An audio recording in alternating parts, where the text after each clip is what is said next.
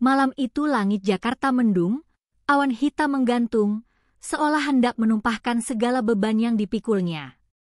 Di sebuah gedung tinggi berlapis kaca, lampu-lampu menyala terang benderang, menandakan aktivitas yang belum selesai meski jam sudah menunjukkan pukul 11 malam. Di lantai paling atas, seorang wanita dengan jas abu-abu elegan duduk bersandar di kursi kulit mahal. Wajahnya lelah, matanya sayu, namun ketegasan tetap terpancar darinya.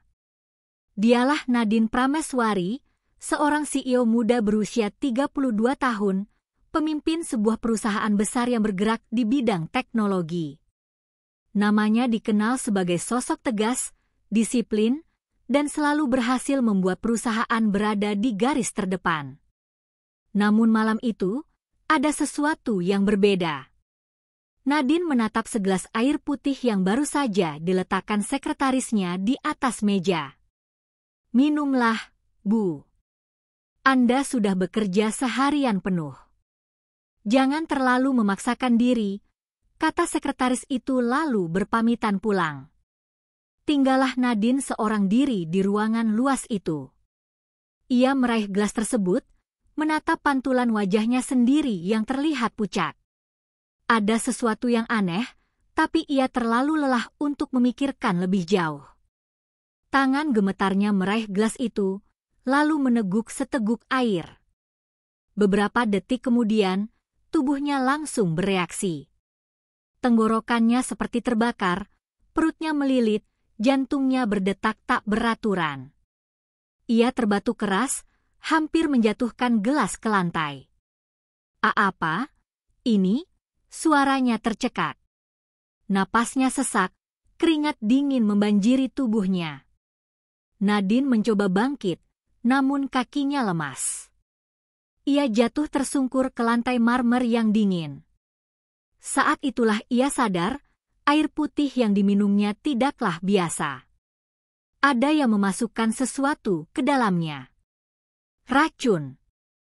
Panik bercampur takut membuat Nadine berusaha meraih ponselnya di meja, tapi jarak beberapa langkah terasa mustahil dijangkau. Ia merangkak pelan, tubuhnya semakin melemah. Pikirannya kacau, wajah orang-orang yang pernah iri padanya berkelebatan, bahkan bayangan keluarganya yang jauh di Surabaya pun muncul. Air matanya mengalir, bukan hanya karena sakit, tapi juga karena perasaan tak berdaya. "Apakah aku akan mati sendirian malam ini?" bisiknya lirih. Saat tubuhnya benar-benar hampir tak mampu lagi, pintu kaca besar di belakangnya terbuka sedikit. Bukan oleh staf, bukan pula oleh satpam gedung. Melainkan seorang anak kecil berusia sekitar 12 tahun, kurus, kotor, dengan pakaian compang-camping. Rambutnya acak-acakan, kakinya tanpa alas, wajahnya lusuh. Dialah Raka, seorang anak jalanan yang setiap malam tidur di empran toko dekat gedung itu.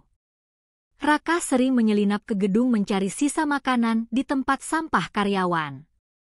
Malam itu, ia melihat lampu kantor di lantai atas masih menyala. Rasa laparnya mendorongnya untuk nekat masuk, berharap menemukan makanan atau sekedar minuman. Namun takdir membawanya pada pemandangan mengejutkan, seorang wanita berjas mahal terkapar di lantai, terengah-engah seolah meregang nyawa. Mbak kenapa?" tanya Raka panik sambil mendekat. Nadine menoleh, samar-samar melihat wajah kotor anak itu. Suaranya nyaris tak keluar. "Tolong, aku diracun, air putih." Tubuh Nadine semakin lemah, matanya setengah terpejam. Raka terkejut, tak tahu harus apa. Ia hanyalah anak gembel yang bahkan tak tahu arti racun sesungguhnya. Namun naluri kepedulian dalam dirinya lebih kuat daripada rasa takut. Ia segera menoleh ke sekeliling, mencari sesuatu. Di sudut ruangan ada pot tanaman hias besar dengan tanah lembab. Ia teringat ucapan seorang pemulung tua yang sering ia dengar, bahwa jika seseorang keracunan, harus dimuntahkan secepatnya. Dengan sisa keberanian, ia mengangkat kepala Nadine dan berusaha membuatnya memuntahkan air yang sudah terminum. "Mbak, tahan, ayo muntahin." "Jangan diam aja," serunya panik. Nadine muntah sedikit, tapi tubuhnya tetap lemas. Jantung Raka berpacu, ia ingat ada warung kecil di seberang jalan yang punya arang kayu untuk bakar sate. Dulu, ia pernah dengar arang bisa dipakai menetralkan racun. Tanpa pikir panjang, Raka berlari keluar gedung, hujan mulai turun membasahi tubuh kurusnya. Ia berlari sekuat tenaga, mengetuk warung yang hampir tutup. "Bang, tolong, kasih aku arang. Orang keracunan di atas sana." Pemilik warung kaget, namun melihat wajah serius anak itu, ia memberi segenggam arang. Raka kembali berlari menembus hujan, masuk lagi ke ruangan luas tempat Nadine hampir tak sadarkan diri. Ia mengunyah arang tersebut dengan air liurnya sendiri, lalu memaksa Nadine meminumnya. "Mbak, ayo, jangan mati. Minum ini, tolong bertahan," ucap Raka dengan air mata mengalir. Dengan susah payah, Nadine menelan sedikit demi sedikit. Beberapa menit kemudian, napasnya mulai stabil meski tubuhnya tetap lemah. Matanya menatap samar wajah Raka, anak gembel yang baru saja menyelamatkan nyawanya. Air matanya jatuh lagi, kali ini bukan karena putus asa, melainkan rasa haru. Dalam benaknya, ia tak percaya, di balik jas mahal dan kursi CEO megah, hidupnya ternyata digantungkan pada seorang bocah miskin yang bahkan tak punya sandal untuk melindungi kakinya. Di luar, hujan deras turun semakin lebat, seolah langit pun ikut menangis menyaksikan pertemuan dua dunia yang begitu berbeda. Seorang wanita kaya yang hampir mati karena segelas air, dan seorang anak jalanan yang menjadi malaikat kecil penolongnya malam itu. Nadine pingsan, namun sebelum matanya tertutup, ia sempat berbisik pelan. "Terima kasih, kau, penyelamatku." Raka menggenggam tangan wanita itu erat-erat, meski tangannya kotor dan dingin. Ia tak peduli, yang penting wanita itu tidak mati sendirian. Ia duduk di sampingnya sepanjang malam, dengan tubuh basah kuyup karena hujan, menunggu sampai ada yang datang membantu. Pagi buta, matahari belum sepenuhnya terbit ketika suara gaduh terdengar di lantai atas gedung itu. Beberapa karyawan yang datang lebih awal terkejut melihat pintu ruangan CEO terbuka lebar, dan di dalamnya mereka mendapati pemandangan yang mengagetkan. Nadine, sang CEO, terbaring lemah di lantai dengan jas mahal yang basah karena keringat dan muntahan, sementara di sampingnya ada seorang anak gembel dengan pakaian compang-camping yang menggenggam tangannya erat-erat. "Bu Nadine." "Astaga, apa yang terjadi?" teriak salah satu staf panik. Raka yang semalaman tidak tidur hanya bisa menatap mereka dengan mata sembab, wajah lusuhnya semakin kotor karena bercampur air mata dan debu. "Mbak ini, diracun, aku cuma nolong seadanya," ucap Raka terbata-bata. Satpam gedung segera berlari, menelpon ambulans, sementara yang lain mencoba mengangkat tubuh Nadine ke atas sofa. Raka hampir diusir karena penampilannya. "Hei bocah, ngapain kamu di sini? Jangan-jangan kamu yang bikin Bu Nadine begini?" bentak seorang staf dengan nada menuduh. Raka kaget, tubuhnya gemetar, ia ingin membela diri tapi lidahnya keluh. Bagaimana mungkin ia bisa meyakinkan mereka? Ia hanyalah anak jalanan, sementara yang dituduh diracuni adalah seorang CEO besar. Untungnya, Nadine yang masih setengah sadar mendengar tuduhan itu. Dengan suara serak, ia membuka mata dan berkata lirih, "Jea, jangan salahkan dia yang selamatkan aku." Semua orang terdiam, mata mereka beralih menatap bocah lusuh itu dengan tatapan tak percaya. Bagaimana mungkin seorang anak gembel bisa menyelamatkan CEO sehebat Nadine? Ambulans pun datang, Nadine segera dibawa ke rumah sakit dengan pengawalan ketat. Raka yang awalnya ingin ikut berlari ditahan satpam, namun Nadine mengangkat tangannya lemah-lemah memberi isyarat. Biarkan, dia ikut, dia, penyelamatku. Kata-kata itu membuat semua orang bungkam. Akhirnya, bocah kecil itu ikut masuk ambulans, duduk di sudut dengan tubuh gemetar, tak tahu apa yang akan terjadi selanjutnya. Di rumah sakit, dokter melakukan tindakan cepat. Racun yang masuk ke tubuh Nadine memang berbahaya, namun berkat pertolongan pertama Raka dengan arang bakar itu, racun berhasil sedikit dinetralkan. Dokter mengatakan, jika racunnya dibiarkan masuk terlalu lama tanpa dikeluarkan, beliau sudah tidak ada lagi. Bocah itu, entah bagaimana caranya, telah menyelamatkan nyawanya. Semua orang tercengang. Kata-kata dokter itu membuat beberapa staf yang tadi menuduh merasa malu, terutama yang sempat membentak Raka. Sementara itu, Raka duduk di lorong rumah sakit dengan pakaian basah, perut lapar, dan tubuh gemetar. Ia tak peduli akan dirinya, yang penting wanita yang diselamatkannya bisa selamat. Saat itu, seorang perawat menghampiri dengan senyum lembut, memberi Raka sepotong roti dan segelas susu. Kamu hebat, Dek. Jarang ada orang sekecil kamu yang berani nolong orang seperti itu. Tuhan pasti kasih balasan untuk hati baikmu, kata perawat itu. Raka hanya mengangguk, matanya berkaca-kaca.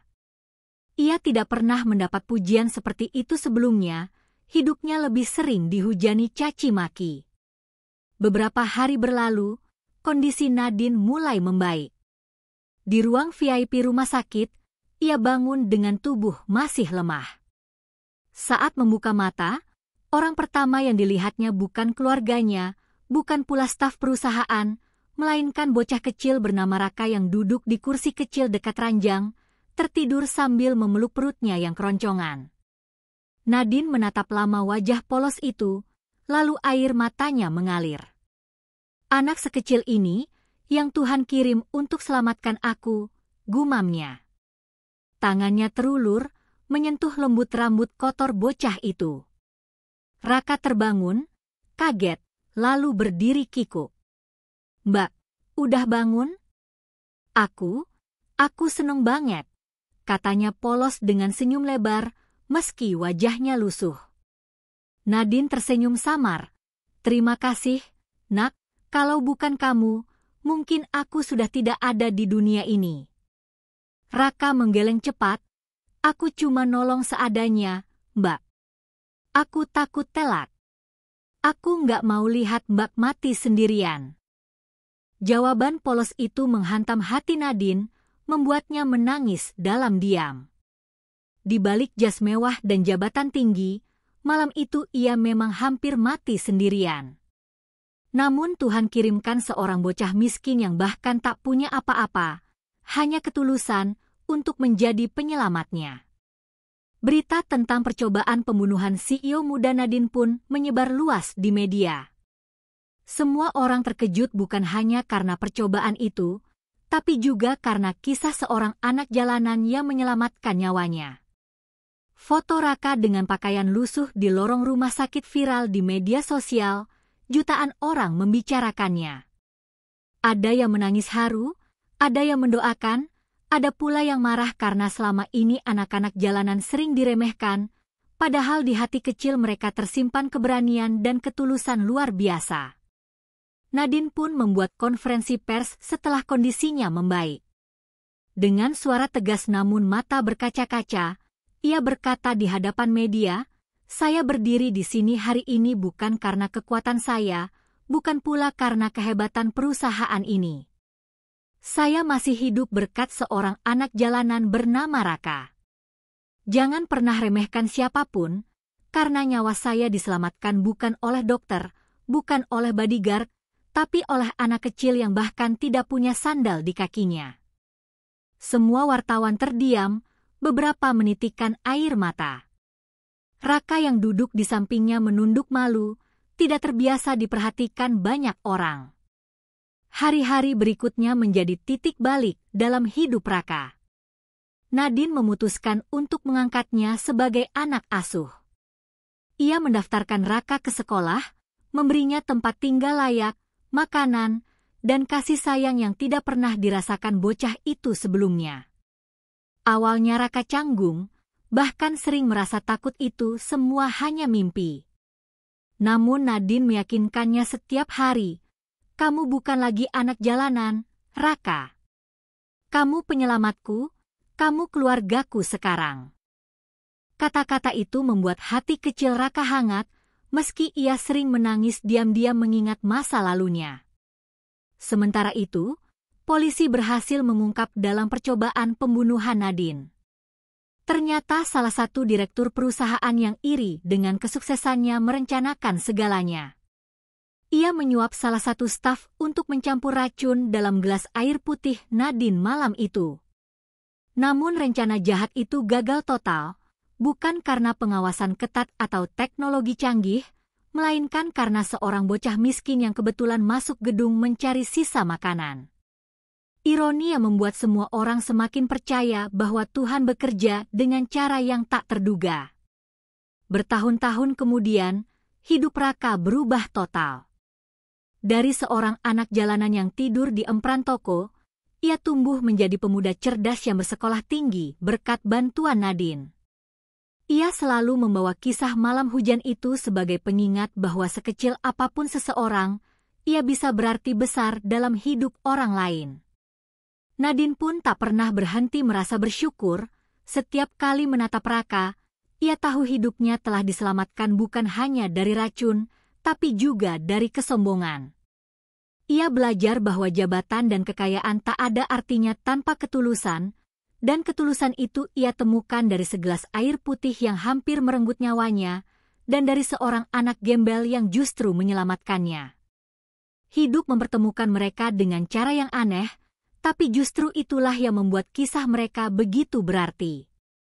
Bukan hanya bagi mereka berdua, tapi juga bagi banyak orang yang belajar dari kisah ini, bahwa jangan pernah menilai seseorang dari penampilannya, sebab malaikat penolong bisa datang dalam wujud yang paling tak terduga.